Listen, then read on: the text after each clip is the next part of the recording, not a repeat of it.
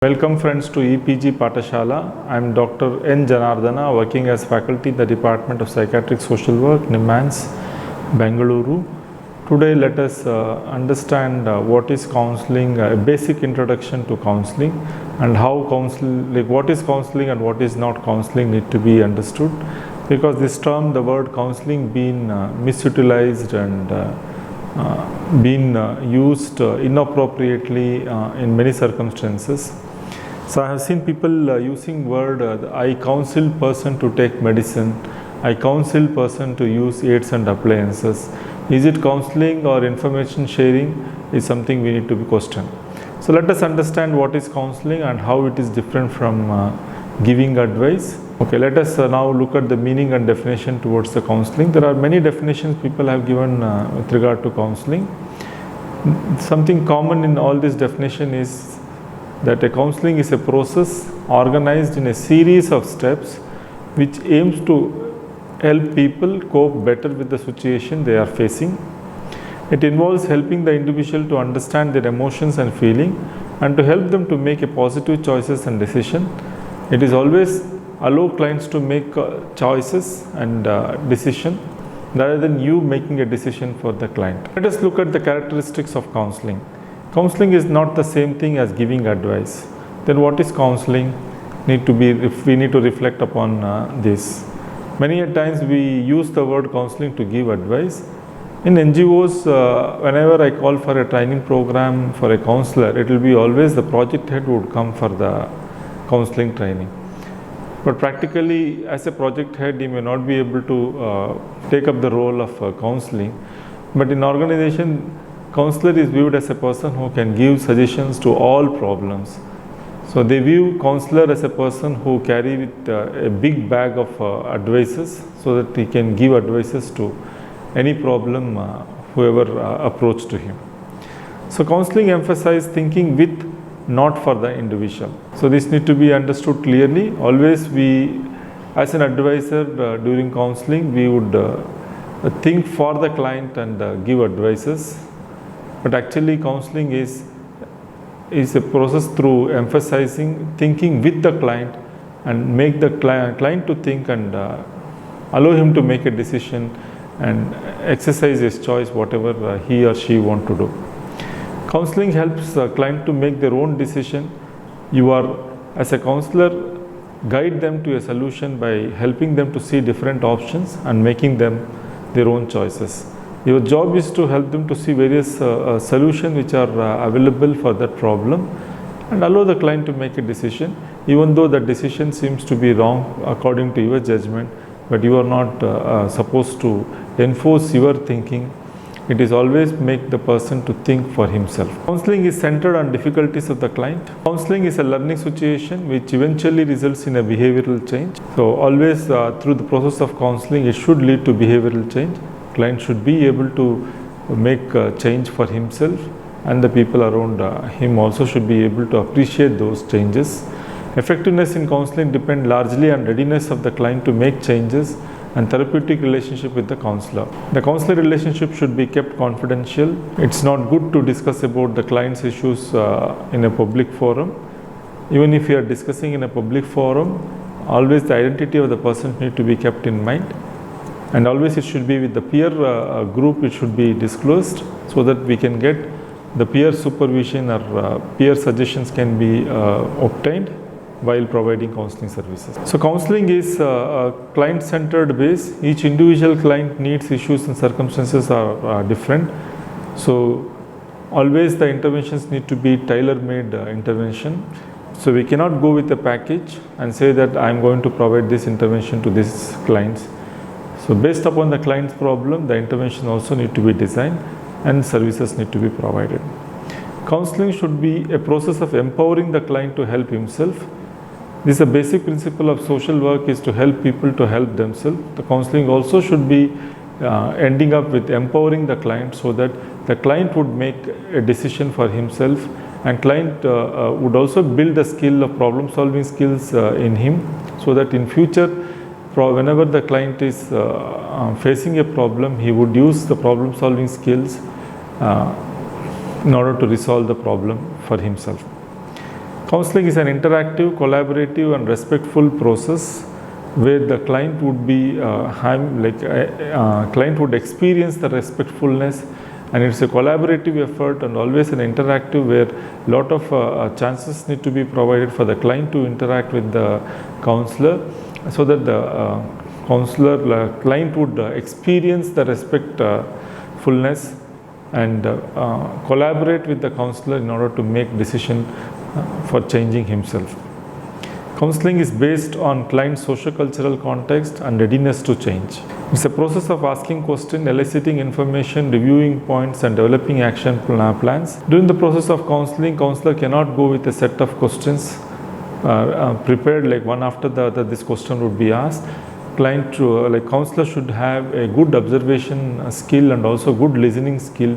Based on the response the client gives, the counselor should be able to put back a question so that the further elaboration with regard to the problem can be explored, and then help the client to understand the situation where he is in.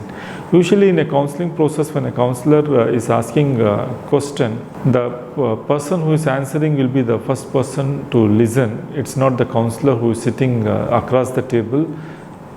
The process of asking question itself would help the client to get insight about his problem, and 50% of the problem would get resolved during the assessment process itself, because the counselor is making the client to express the feeling and associated with the problem. That itself would act as a solution for the problems. So let us understand what is not counseling. Giving advice is not counseling. Taking decision for your client is not counseling. Telling or directing the clients is not counseling. A conversation or a mere discussion cannot be called as counseling.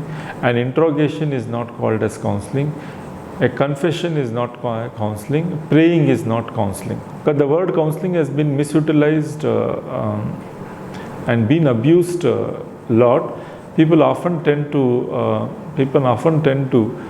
take up the role of giving advice or taking decision, directing conversation or interrogation as part of counseling. Whenever we practice counseling in various settings, particularly in while working with children in difficult circumstances or children who are in children home, as a counselor he is expected to interrogate the child and get the information about whereabouts of his parents' address and what happened, particularly in case where a child had a romantic relationship with an adult and decided to run away from home and get married. So as a counselor, he is expected to interrogate and find out when did they run away from home, what made them to run away from home, and what went on, did they get married, not get married, whether they had a sexual intercourse. So all those information need to be elicited.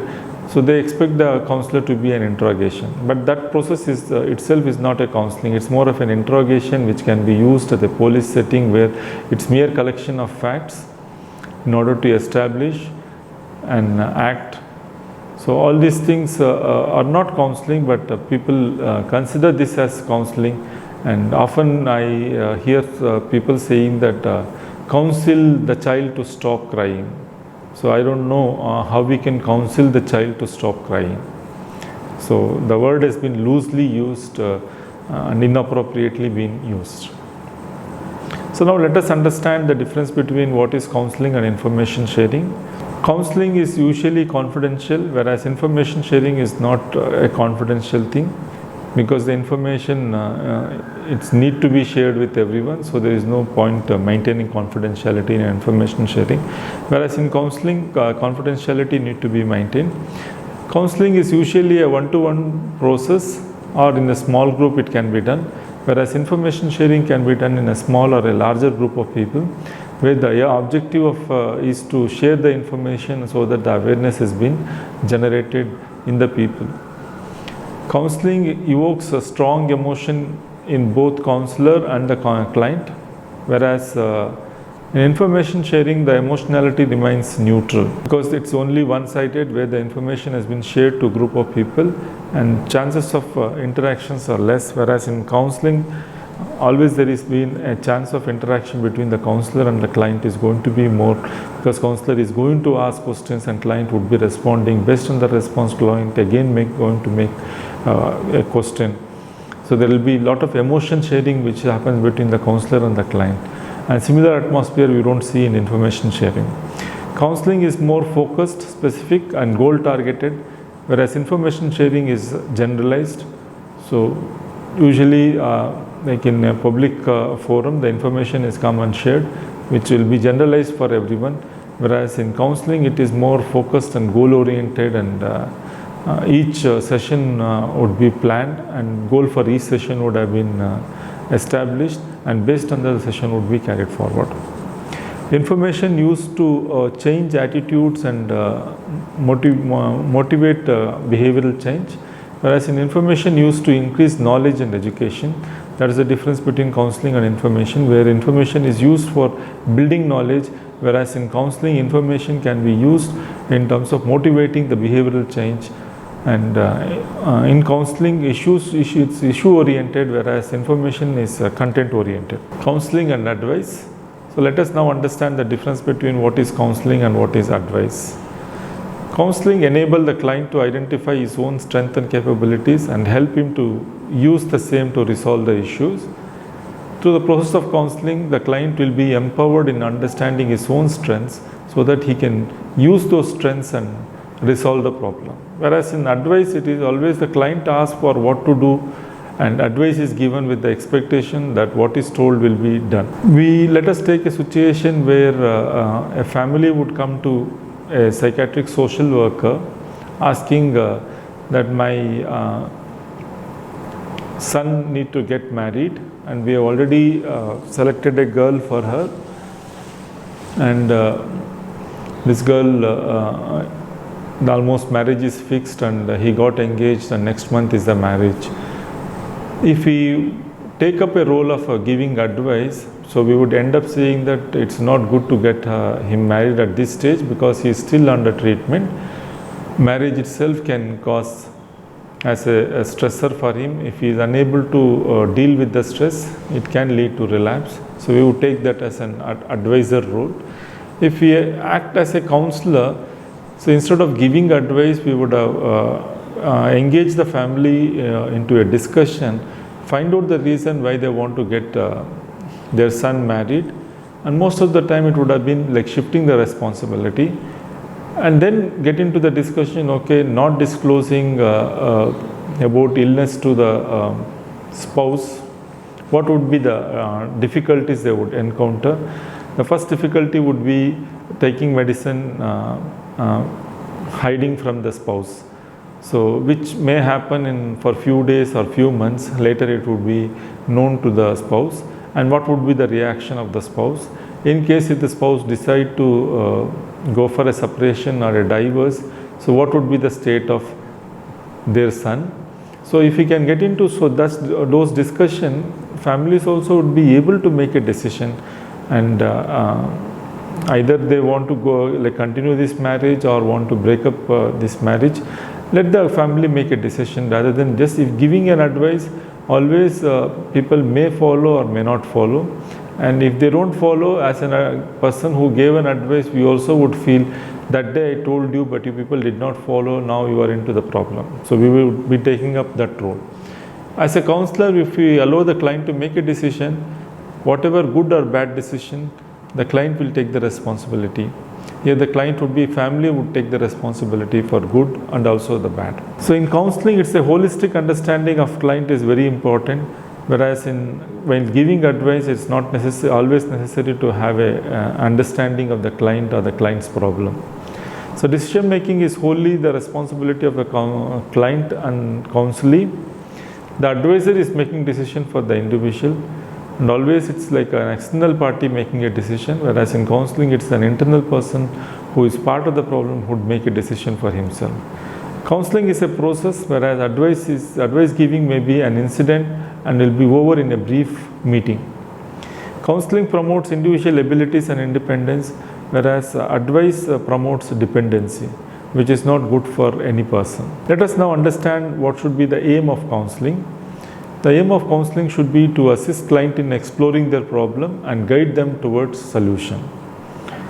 To have clients become aware of the consequences of the experiences and situation they have been or going through. Aim is to reduce worry, anxiety or any other negative emotion. Aim is to guide clients in their recovery from an adaptation to a difficult circumstances. So we need to establish what should be the aim of the counseling, and based on the aim of the counseling, we need to initiate our conversation with the client. Now let us look at the qualities of a good counselor. Who is a good counselor? Good counselor is a person who accepts the client as he or she is, and express positive regard, respond to the client as worthy human being more concretely, selecting positive aspects of the client's story, selectively attending to positive aspects of client's statement. Counselor should give respect and warmth, showing through non-verbal behavior such as open posture, smile, vocal qualities. The comments need to be congruent with the body languages. Good counselor is a person who follow the principle of non-judgmental attitude. It means spending one's own opinion and attitudes and assumes a value neutrality in relation to the client. It can be expressed through vocal qualities and body languages and by statements that indicate neither approval nor disapproval. I would like to give an example of non-judgmental attitude here. Some time back I was working as a counselor in an HIV/AIDS setting, where an husband who was diagnosed having HIV came to me for the post-test counseling, and during the process of post-test counseling, husband seems depressed and also expressed that he would like to continue unsafe sexual practices with the wife and do not want to disclose his status to the wife. And then at one point of time, as a counselor, I was a bit angry with the situation where husband is not taking responsibility towards the wife. Somewhere I became judgmental, and then I have to just alter myself. I said I am going to talk to him next session, and I took time to work on my judgmental thing. Currently, like right now, he is the client. I should not be judging him and pass on my negative attitude in the process of counseling. So it's better whenever we get into such situation where we feel that we are judging a situation, it's better to take a break and then come back later. Later we can talk to the client and talk to him, discuss about the need for disclosing it to wife. In case if she is still not positive, how that would help the family situation. And sometimes wife, it's a right of the wife to know about the husband's health status, and also she also has a right in terms of protecting herself from HIV. And if husband can show that concern, in turn wife also can be concerned towards him. So next session we engaged with the client with all this discussion, and then again allowed the client to make a decision about what he want to do, whether he want to disclose with his wife or not. Authenticity and congruence is another quality a counselor should have, where a counselor need to be congruent and genuine, not display many discrepancies. Confidentiality, they need to be maintained, healthy boundaries. They know how to say no, which allows them to keep a balance in their lives. Now let us look at the process of counseling. There are three processes of counseling. First one is initial stage, where the client self-exploration would happen. So clients should be encouraged to self-exploration, and their concerns need to be clarified. General counseling goals are set, and the working alliance has to be established in that initial stage. So gathering information and observing the client, the counselor arrives at some tentative hypothesis regarding the nature and the complexity of the problem. Based on the hypothesis, the intervention is also being planned. Sometimes this hypothesis may be wrong, so always there should be a chance for revisiting the hypothesis so that the better understanding of the client situation would arrive and the solution can be looked at. Middle phase, that is the deeper exploration and analysis. The shift of counselor attention from client's external problem to his internal problem would happen. where a cognitive level to emotional level into discussions would happen, whereas in the initial phase it would have been more of a cognitive level of interaction. In the middle phase there will be an emotional level involvement in the discussion, so that the client would be able to understand the situation, what he has been undergoing, and that would help him to make a decision for himself. More intensively with the client, confront them with contradictions whenever they have been giving contradictory information, so the confrontation can happen, and it will also help the client to come to some conclusion rather than having his contradictions.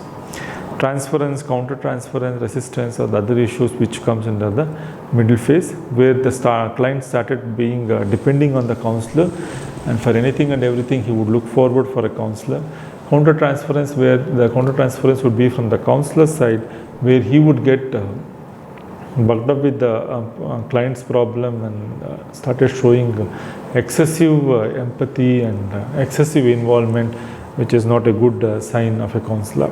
So in final stage, implementation of goals through action, that is considered as a final stage of the counseling, where we should act upon the reality based upon the problem the client has been facing, and it should lead towards more self-awareness, help the client to be assertive, genuine, and start generalizing this to everyday life, develop constructive action along with the client, and emphasis is on making change in behavior, attitude and skill specified as goals in the initial stage. So once the behavior, attitudes and skills are changed, the client will have a better control over his life situation.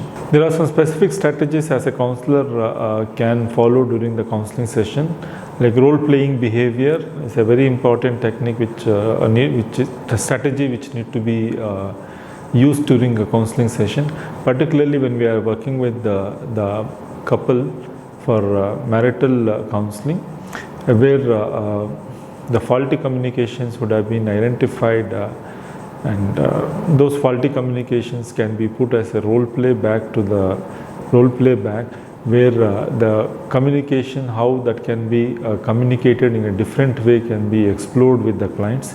When the husband communicate, and what would be the reaction of a wife if the same communication has been communicated in a different way, then how the reactions would change.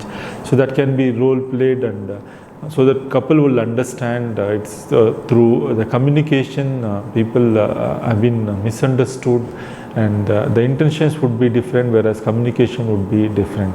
So those role plays can be played. For example, when we are doing a parenting intervention, we need to give a situation to the couple and help them to take a role play in terms of disciplining the child. What should be the father's response, and what should be the mother's response whenever the child has been throwing a temper tantrum, and how the responses can be modified so that the inconsistency can be reduced. So which can be tried through a role play and rehearsals. A lot of rehearsals also can be as part of a strategy of counseling, where the example what I had given earlier, where husband decided not to disclose his HIV status to wife. In case if the same husband has taken a decision, I would disclose my HIV status to wife, then we can have a rehearsal in terms of how we would talk to his wife, and in what way he can convince his wife and communicate the illness condition what he or she is been facing. So like that we can have a lot of rehearsal as a strategies which can be used in counseling. And rehearsals can also be like for a person with mental illness who want to get into an employment. Again, a rehearsal should be given in terms of how he would introduce himself and how he would face the interview, so that it will help him to gain confidence, and once the person gain confidence, he will be able to go and perform well in the interview.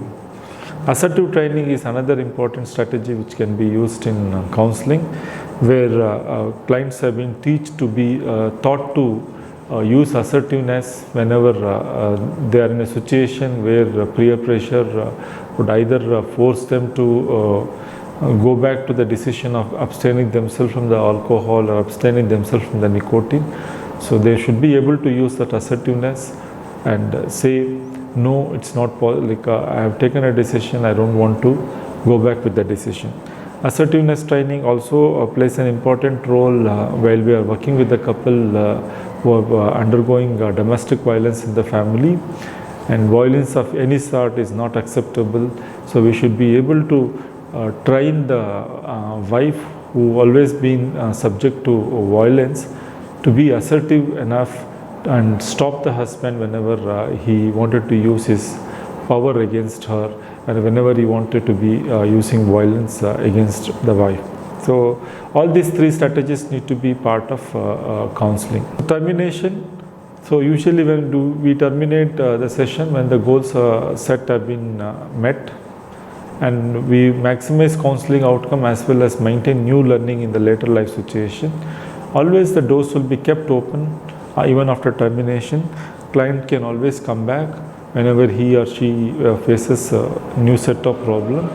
But counseling should be able to empower them so that they will be able to deal with the problem. Whenever they are stuck with not able to confront the situation, they can always come back to a counselor and discuss with the counselor and empower themselves with the skills so that they will be able to face the situation. Now let me summarize the last 30 minutes whatever I have been talking about as a counseling. So we started the session with understanding the term counseling and how this has been misappropriately used by general public, and everyone would like to call themselves as a counselor, and how this word has been abused. We discussed about it. Then we looked in terms of what is counseling and what is not counseling, and then we understood the differences between counseling and information sharing, the difference between counseling and giving advice. Then we looked at the qualities of a counselor, what should be the qualities of a good counselor. And then we looked at the 3 stages of counseling, where it starts with the initial phase of setting up goal, then mid phase, and then the final phase. Then we looked at various strategies which can be adopted in the counseling session. And after termination, again, the door should be kept open for the clients, and clients can always come back to a counselor whenever they face problem. But the counseling process itself should be able to empower the client to make them ready to face the problems of day to day. In case when the clients are stuck, the door should be always kept open, and people should be able to come back to counselor and have a discussion and resolve their problems. Thank you all.